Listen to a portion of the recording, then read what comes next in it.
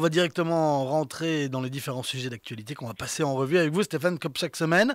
On commence avec l'actualité israélienne, l'actualité sécuritaire israélienne et surtout le nombre d'attentats qui a fortement affaibli ces dernières semaines, excepté hier sur la journée avec un attentat au marteau et une tentative aussi déjouée dans la vieille ville de Jérusalem. Stéphane, elle vient d'où cette baisse tout d'abord? Comment ça se fait? Est-ce qu'on a une explication? Ben, c'est déjà bien qu'on en parle, c'est-à-dire on parle tout le temps de la violence, de cycles de violence, d'actes d'agression, et puis on oublie quand la courbe s'inverse.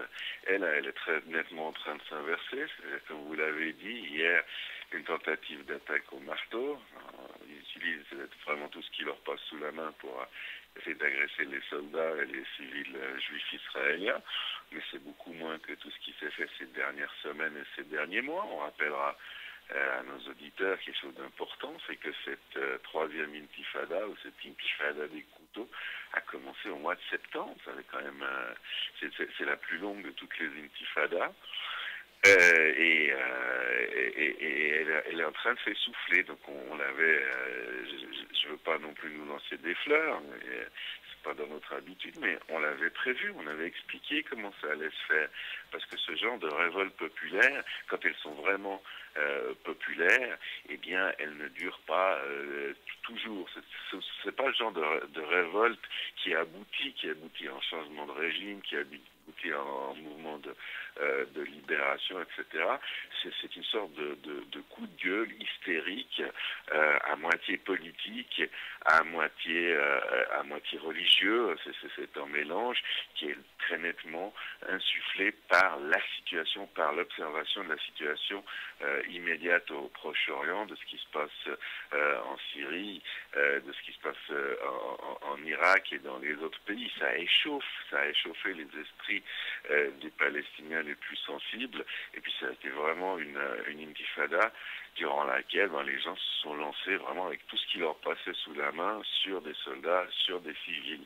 Et pour contrer cela, c'est très difficile, parce que quand c'était des attaques qui étaient organisées par le Hamas ou le Fatah ou d'autres organisations, on n'a qu'à détruire l'organigramme, on n'a qu'à couper la tête de ces pyramides, de ces mouvements, et puis on arrive à faire baisser le taux de violence. Et là, c'est pas possible. On en a parlé vraiment très souvent, c'est-à-dire le type qui part de son appartement, qui se rend à son travail, qui est conducteur d'engin dans un chantier, et puis qui a une pulsion à 11 heures du matin, puis qui fonce sur un autobus et les passants qui sont à côté. Comment, Jim, voulez-vous prévenir ce genre de choses? C'est absolument pas possible. On peut Justement, à la Stéphane, limite... ce que vous voulez Oui, dire, je t'en prie. si vous nous dites qu'il fallait attendre que ça s'estompe, hein, que cette vague de violence retombe, ça veut dire que les autorités israéliennes, le gouvernement Netanyahou, hein, qui ont quand même pris des mesures sécuritaires, ils pouvaient rien faire de plus qu'attendre? Non, j'y venais dans le sens où on sait qu'il y a des individus à risque, on sait qu'il y a des individus qui ont déjà exprimé dans une certaine violence des intentions de s'attaquer à des juifs. Alors ceux-là, on va les neutraliser, en tout cas on va les suivre, hein, neutraliser, pas les tuer, mais faire en sorte qu'ils ne puissent pas agir. On va suivre Internet. Et puis ce qu'il faut dire aussi, et qui a été passé beaucoup sous silence, c'est la très bonne coordination, synchronisation entre la police de Mahmoud Abbas, donc de l'autorité palestinienne, et le Shin Bet. Sans cette coopération, on serait toujours en pleine intifada. Elle aurait duré 4 mois de plus. Et puis il y a également l'élément économique, c'est-à-dire que ces gens doivent travailler. Les ripostes israéliennes, qui consistent souvent à fermer pendant plusieurs jours en quartier, ça fait pas leurs affaires. Et la plupart des gens, également chez les Palestiniens, ils sont faits exactement comme tout le monde. Eh bien, ils ont besoin de nourrir leur famille, et puis ils ont des opinions politiques, certes, et encore pas tous, mais leur priorité numéro un, c'est de pouvoir vivre, de pouvoir s'épanouir. J'ai eu l'occasion cette semaine encore de rencontrer plusieurs qui n'en avaient strictement rien à faire de l'intifada, qui voulaient gagner des sous, qui voulaient s'épanouir, notamment un chirurgien de la partie orientale de Jérusalem qui m'expliquait que lui et ses collègues, à la première occasion venue, ils allaient dans un bon restaurant le plus loin possible des endroits chauds pour bénéficier d'un peu de calme parce qu'ils n'en pouvaient plus. Et c'est exactement pour cette raison que cette intifada s'essouffle. On pense qu'il va encore y avoir quelques attentats ci et là. Et puis la quatrième intifada peut toujours survenir à n'importe quel moment. Il y a toujours des intifadas chez les Palestiniens avant même qu'on les appelle intifada, avant même la création de l'État d'Israël. Les très anciens se rappellent de la grande révolte arabe qui avait fait plusieurs centaines de morts. Donc c'est une constance, c'est une manière qu'ont les Palestiniens de s'exprimer, désordonnée certes, mais assez régulière. Et puis quand ils auront suffisamment repris des forces, s'il n'y a pas d'avancée dans les problèmes qui leur tiennent à cœur, pas forcément les problèmes politiques, mais surtout les problèmes de vie quotidienne, d'habitude, d'identité, et puis d'espoir. Ce qui leur manque, c'est l'espoir.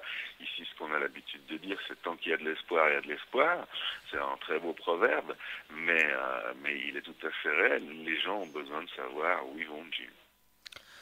Alors Stéphane, on va passer maintenant à l'actualité internationale. On va revenir en Europe, en Ukraine plus précisément, où on parle maintenant de l'élection d'un Premier ministre juif. Il s'agit de Groysman, je ne sais pas si je le prononce bien Stéphane. Non, je ne suis pas ukrainien non plus.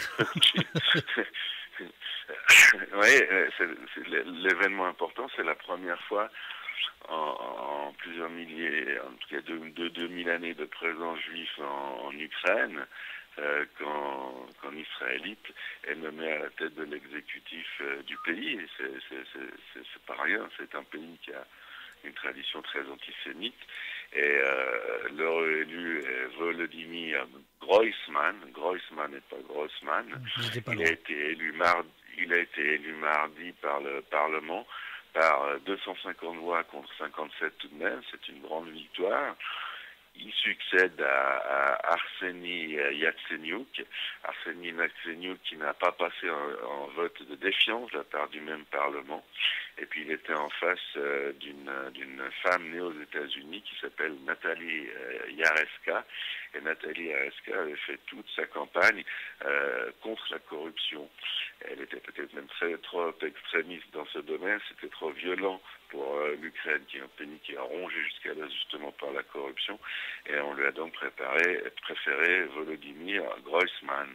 Alors, le Volodymyr Groysman, ce qui est intéressant, c'est il était jusqu'à maintenant maire d'une ville qui s'appelle Vinnytsia, comme Venise, Vinnytsia, une ville de 400 000 habitants à peu près. Alors, Groysman est un bon juif qui fréquente la communauté, qui s'en vante d'ailleurs. Il reste 360 000 juifs en Ukraine. Il y en a eu beaucoup plus par le passé. Et puis, il est considéré comme un homme d'action qui parle peu, mais qui travaille beaucoup. Et puis, il a été élu au poste de Premier ministre d'Ukraine parce qu'on espère qu'il va réitérer les exploits qu'il a réussi à faire dans sa ville. Notamment, il a réussi à faire passer le budget municipal de 100 millions d'euros à l'équivalent de 200 millions d'euros annuels. Il a généré un système de tramway fiable, ce qui est tout à fait exemplaire et extraordinaire en Ukraine, une nouvelle gare ferroviaire qui fonctionne même, et surtout 3 nouveaux hôpitaux. Alors, c'est une personne qui est connue précisément pour sa lutte contre la corruption et pour avoir des valeurs très élevées. Notre ami Groysman a également de très forts liens avec Israël. Il vient très souvent nous visiter. Et il a même un papa de 69 ans qui vit depuis assez longtemps à Ashdod. C'est dire cette nouvelle forme de synergie assez intéressante qui va exister entre les deux pays et qui a toujours été dans une forme de relation amour-haine, Jim, entre d'un côté des espoirs d'indépendance et de liberté communs, des problèmes des problèmes sécuritaires et militaires avec ses voisins. On connaît la situation de l'Ukraine, surtout de l'est de l'Ukraine, qui est sous la pression militaire des Russes. Donc on a pas mal de choses en commun avec les Ukrainiens, et puis on a aussi des choses qui nous éloignent d'eux, notamment de très mauvais souvenirs de la Seconde Guerre mondiale, où beaucoup d'Ukrainiens servaient comme auxiliaires des nazis, notamment dans les camps de concentration. Puis il existe toujours en Ukraine de gros courants extrême droite, très très antisémites. Donc c'est une nouvelle page qui est ouverte avec cette élection très importante de Groysman, qui a dit qu'il allait combattre 3 fléaux principaux à part le fléau russe, c'est-à-dire la corruption, la gouvernance inefficace et le populisme. Donc ça va être très intéressant, avec bien sûr en danger que nos auditeurs comprennent immédiatement, c'est que s'il réussit, ce sera un Ukrainien qui aura réussi, et puis si ça marche pas tout à fait bien, ce sera un Juif qui aura loupé son défi, et ça risque, comme dans chaque cas où un Juif est élu à un poste très important, de générer encore plus d'antisémitisme. Donc il y a les deux possibilités, c'est vraiment une page intéressante de l'histoire ukrainienne, des relations entre les Juifs et l'Ukraine et des relations entre Israël et l'Ukraine. À propos, Jim, on parle beaucoup d'Ukraine depuis plusieurs années, notamment à cause de la Crimée et puis la guerre dans l'est de l'Ukraine.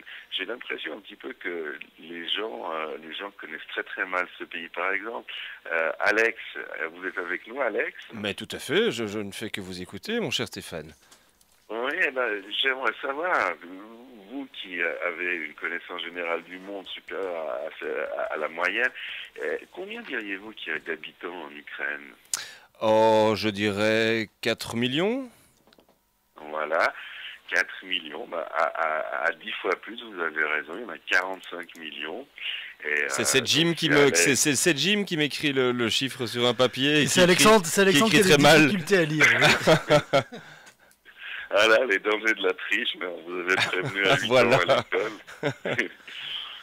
Donc non, c'est très intéressant, c'est-à-dire que très souvent les gens parlent et ont une opinion politique très très appuyée sur un sujet, mais qui ne connaissent pas du tout.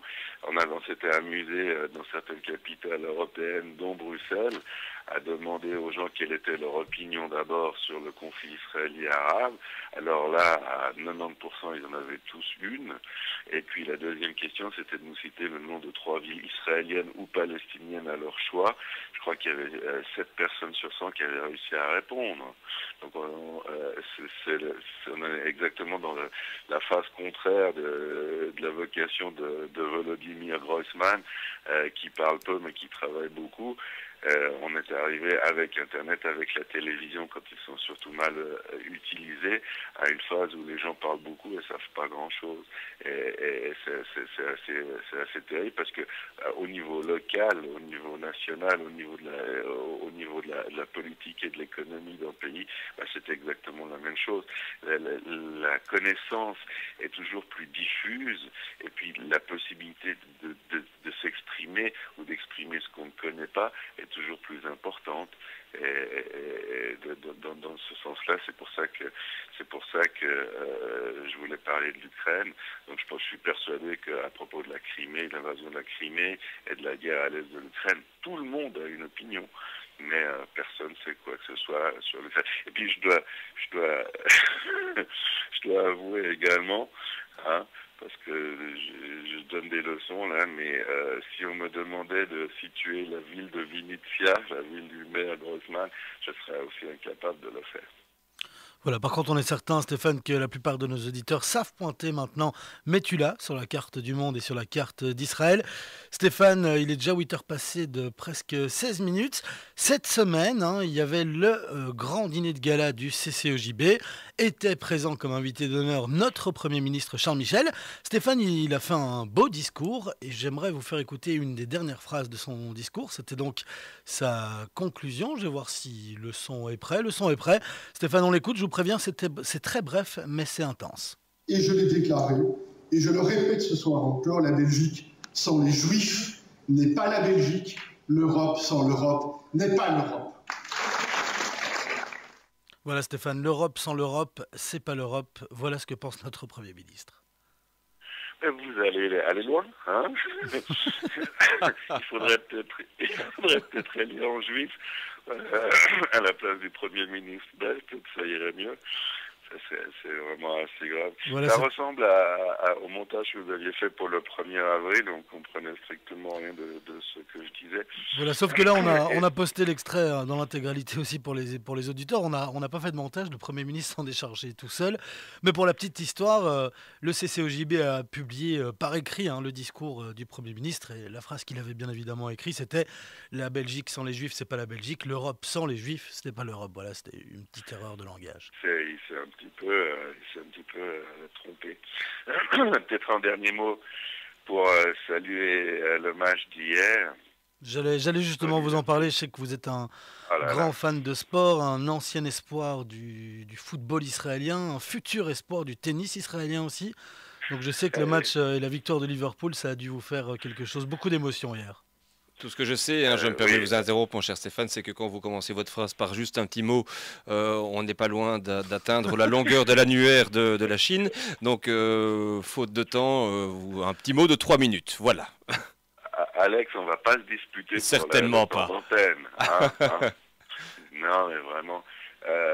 Bon, je précise que je suis espoir effectivement du tennis israélien, mais dans la catégorie vétéran. Et puis... le match extraordinaire hier avec Dortmund qui marque les 2 premiers goals. On pensait que tout était classé.